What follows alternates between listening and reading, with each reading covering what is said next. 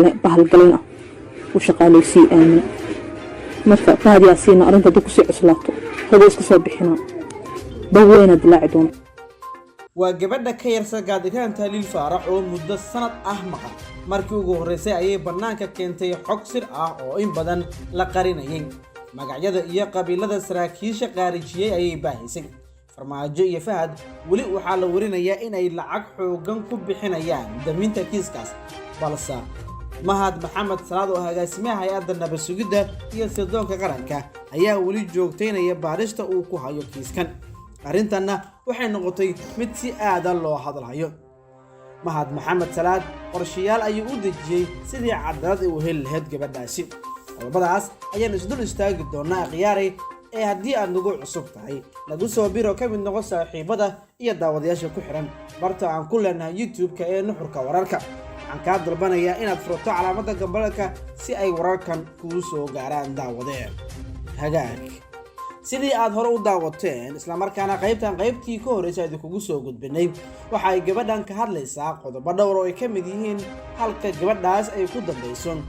aragtida ay qabaan oo ah waa nooshahay iyo hubarusiga ay sameynayso beesha ay ka dhalatay ee Gaaljecel balse qaybtan waxaan isku dul istaagaynaa magacyada iyo saraakiisha lagu tuhmay qabiiladooda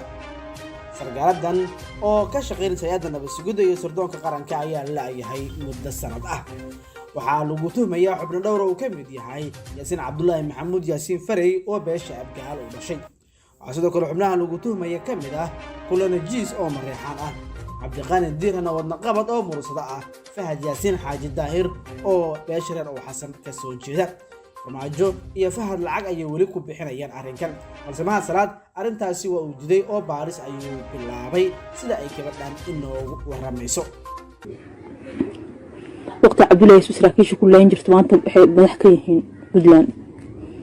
suuq xoolo ku leen jiray xarunta suuq xoolaha iyo xaruntan kale ku taasho meeshan ku taasho waxa ku taashaa X control balcad iyo X control afgooy wadooyinka baxo inta wadooyin u farcamaan waa la yaqaan xarumahaas ku yaalo dhan dadka ku leen jiray waqtigaas Cabdullaahi saraakiil badan oo maanta magacyada waaweyn laha ku jirto oo Puntland hadda maanta caanka ah oo hadii la soo bixiyo hebel la dhihi karo aad ku leen jiray dadkaas tiro badnaa la dili jiray inta xaqooda ma cid la aadi maayo laakiin dadkaas dadkii laga dilay waxay u maleeyaan xal laha meeshan xal laha dadka jilcun ilmahooda uga jiro laakiin xaqiiqda ma is ogaa in ilmahooda dowladka Muqdisho lagu wada dilo waa xarumo ugu xun ay ku yaalaan oo isku laga dilo ma is ogeyn laakiin sababtaas waxaa dilaacisay gabadhan meesha lagu soo dilay suuq xoolaha akee dowladda dhan oo is ogyihiin dowladda Muqdisho dhan waxaa ka jiro ragii ka talin jiray is ogyihiin marka waxaa soo bixayso laba arrimood soo bixayso in wax shaab la dhaysi jirin xamal markii loo fiiriyo laakiin shaabku ka jiro wixii meelaha haystaan shaab ka jiro laakiin wax xamar ka jiro shaab ahayn laakiin shaab wuxuu yahay shaabka lagu yaqaano maahan noocan nooc cusub waa shaabkaas waa rag shaab ka tirsan oo amiiro ah kuwa midka qaraxyada amro iyo inta ka hooseysaba iyo kuwa dilka qorsheysan ka fuliya iyo saraakiisha dowladda kuwa dhexe iyo saraakiisha booliska gudoomiyaasha degmooyinka soo maray gudoomiyaha degmada soo maray iyo gudoomiyaha gobolka Banaadir intii soo martay 12 sano ugu dambeeyay in isla wada shaqaysanayeen oo qaraxa intii la diyaariyo shaabna wiilkaas shaabkeeno hotelka lagu qarxay rag loo dhaafsan lagu qarxina ta ay mucaaradku ka hor imaan karo وليست waxaa la isla jiray rag shaab ka tirsan rag dawladda 12 sano isla soo shaqeysana badal isla soo cunayeen 12 sano badal isla soo cunayeen idaa leen jirtay marka maanta waxa soo bixayso dadka hadda Fahad Yaasiin kaliya maahan waxa soo bixaysa rag caanka ah caan ka yihiin oo agtooda qaali ka yihiin Sheekh Shariif Xashi Maxamuud farmaajo caanka ah dadka leen jira asoo baxay oo hebel la dhigo oo dawladda ku soo leen jira ورك شاب كترسن شيء سلاها قيب كترسن شاب كان مدحد الشاب نح أصلا بحيس كوا هوس شقد هنجر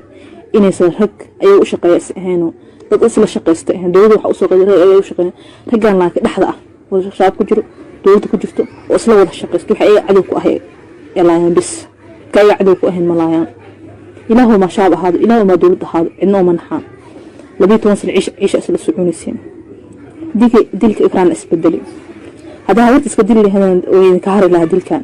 laakiin bedeli kartaan inaa caalamka u soo wada fiirinayo saraakiisha soo wada qaybsantay saraakiisha dawladda qaar waxba ogeyn oo awalba wax iska dili jiro waxba ogeyn asoob shabaabka qayb waxba ogeyn awalba wax iska dili jiro oo aan caaw alla wixii dilaan iyo wixii daayaan aan ogeyn wax lagu haysto qofkaan wax aan lagu haysan aan ogeyn ba soo bax kiiski banaanku yimid booga dilaacay risaar roob waxa ku leeyahay waqtaan dilaacay hadaad xakameyn karin iska xir saaska xiri kartid hadii kale ta أنا بهترفتنا وكسوني ذا كاغا ديمانا ريلو لو ما لفت هذا كذا لفت كاغا ديمان دونا وتولي قار وارك ديمان دونا قار بس يلي بدل دونا وهذا الصوت هذا سوا هذيك لحد إسكع سراكيش هذا بارسنا والله بيتون سنة ليش تقولوا عناي ولا ليش شقي سنة وقرحي بقصو ديارنا هأم لأن قرحي شبله حسين بقصو دياري حرماس بقصو ديارنا marka shabaabna waa iska sheegan jireen warqada loo gudbin jiray rag shabaabka ah oo ayaga la shaqeysay warqada gudbin jiray afeenka shabaab waa iska sheegan jiray